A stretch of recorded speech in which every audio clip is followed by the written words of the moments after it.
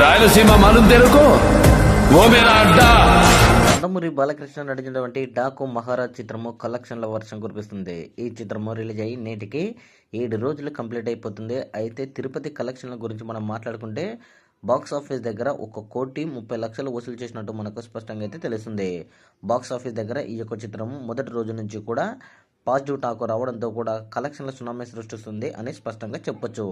అయితే గతంలో నటించినటువంటి అఖండ, వీరసింహారెడ్డి, భగవత్ కేసరి, అదేవిధంగా ఇప్పుడు డాకు మహారాజ్, ఈ 4 చిత్రంలో కూడా తిరుపతి టౌన్కి సంబంధించి వరుసగా 4 మూవీస్ కూడా 1 కోటికి పైగా గ్రాస్ కలెక్షన్లను సాధించి బాలయ్య కెరీర్లోనే హైయెస్ట్ గ్రాస్ కలెక్షన్లు సాధించిన చిత్రంగా నిలిచాయి.